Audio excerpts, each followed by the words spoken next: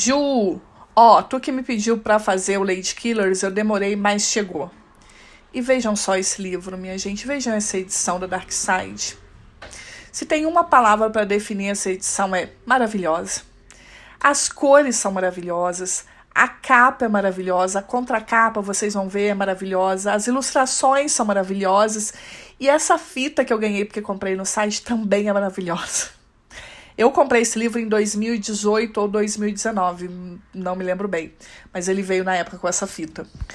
Então, assim, eu vou ir mostrando o livro, vou ir folheando o livro, vocês vão curtindo aí as cores e as ilustrações que são maravilhosas enquanto eu vou falando dele.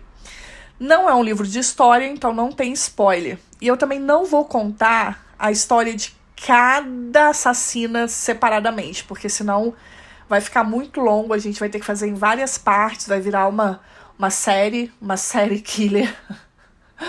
E não queremos isso, não é? Queremos fazer em uma partezinha só. Sem mais trocadilhos bobos e sem mais delonga, vamos então, como diz lá na capa, adentrar ou tentar adentrar na mente das psicopatas. É diferente, né, a gente falar serial killer e ligar a mulheres. Eu até ler esse livro eu tinha essa dificuldade, mas também não é para menos. Os nomes mais conhecidos de serial killer são de homens mesmo. Ted Bundy, o filho de Sam, o BTK, aqui no Brasil o Maníaco do Parque, todos homens. Então, normal a gente associar mesmo com homem. No livro, inclusive, a autora conta que existem catalogados na história mais de 1000 serial killers homens. Ao passo que de mulheres são só 140. Então, assim, bem normal mesmo a gente atribuir esse título de serial killer a homens. E outra coisa, outro ponto interessante também é que quando a gente ouve falar em assassinos em série, a gente liga também a motivações sexuais. E de fato, assim, quando falamos nos homens mesmo como assassinos, em geral tem sim um viés sexual, tem ali uma depravação, sei lá, uma forma de alcançar um prazer na tortura e na morte das pessoas.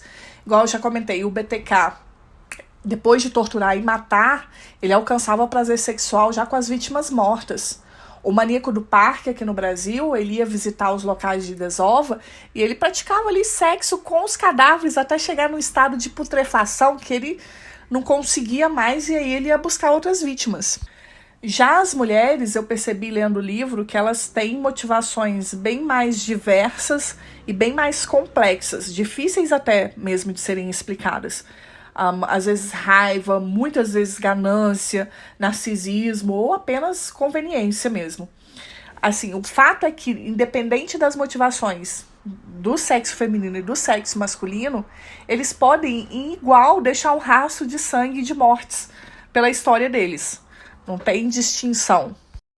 E a autora ela vai contar a história de 14 mulheres antigas, não são histórias recentes, são histórias bem antigas. Ela vai contar a história de 14 mulheres, detalhadamente os assassinatos que elas cometeram, como elas foram pegas, se elas foram pegas, as motivações. E o caso mais antigo é esse que vai passar agora rapidinho, que é da Alice Keitler. E eu vou abrir aqui um parênteses, porque apesar de eu ter dito que eu não iria contar a história das assassinas, né, individualmente, a da Alice é uma história bem interessante. E como ela é de 1263, eu vou contar. A Alice, ela casa muito cedo, ela tem um filho pelo qual ela é apaixonada. Muitos anos depois, o marido dela morre e ela casa de novo. O marido dela era muito rico e ela casa com um homem também muito rico. E tempo depois, pouco antes, inclusive, de passar em testamento os bens dele para ela e para o filho dela, ele morre. E aí ela casa de novo e aí vai formando um ciclo ali, dela casa, o marido passa os bens para ela, ou a maioria dos bens para ela e para os filhos, e o marido morre. E ela passa para outro casamento, sempre com um homem muito rico, de muitas posses e muito influente. Então ela vai ficando cada vez mais rica e cada vez mais influente.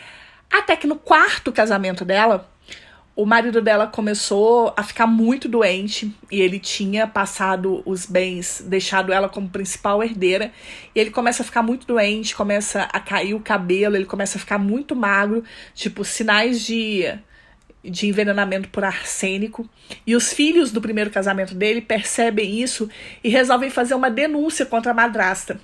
Mas aí, quando vocês acham que eles vão denunciá-la por estar envenenando o pai e por ter já uma história regressa bem suspeita de um monte de marido morto, não, eles vão até o bispo e eles fazem uma denúncia de bruxaria, que ela enfeitiçou o pai deles e o pai deles ficou fraco mentalmente e fisicamente, que ela tinha um pacto com o demônio, e ela começa a ser perseguida pela Igreja Católica.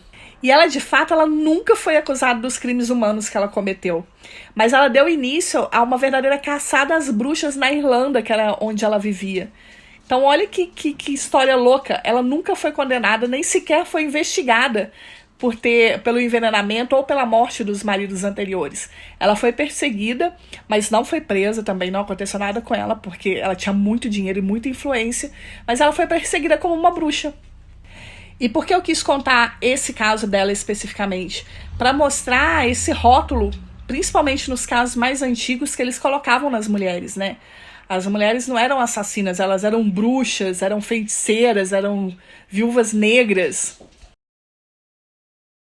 E para mim, Josi, essa questão do veneno como arma principal das mulheres dá aos crimes uma visão, sei lá, um ar mais requintado, sabe? Uma premeditariedade. Oh, acabei de inventar uma palavra? Acho que acabei de inventar uma palavra, sim. Mas sabe, tipo, uma coisa mais planejada mesmo, mais estruturada, pensada e depois executada com organização. Principalmente nos casos de envenenamento a longo prazo, de envenenamento lento.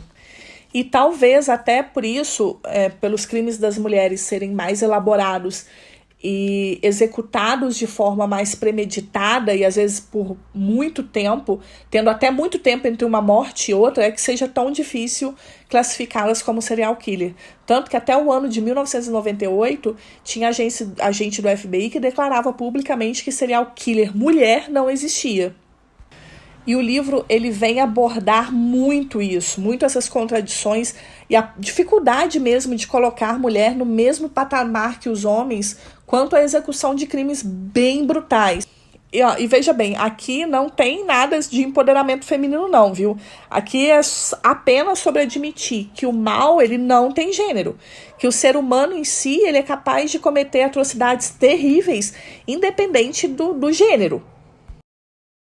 E aí, assim, depois dos 14 casos que ela explica detalhadamente, ela traz mais 14 casos bônus, que ela conta ali resumidamente esses casos. E aí, sim, tem uns casos que são mais conhecidos e mais recentes, mas que ela só dá uma pincelada. E ela traz também recortes curiosos com dados de jornal da época. É bem interessante de ver. E aí, assim, ó, o que eu posso dizer desse livro? É um livro difícil de ler, a autora ela traz muitas explicações, então isso acaba tornando o livro um pouco lento, arrastado para ler. Mas veja bem, eu acredito que seja mesmo um livro para ler aos poucos, para estudar mesmo. Não é um livro que você senta e lê numa tarde, ou em um dia, ou dois. É estudo mesmo. Até porque os casos são muito antigos, então é um canal para estudar criminologia para quem gosta disso. Não é um livro para todo mundo, já aviso de antemão. Não é. E eu recomendo esse livro? Óbvio! Óbvio que eu recomendo. É um livro lindo e é um livro muito bom para quem gosta dessa área de criminologia.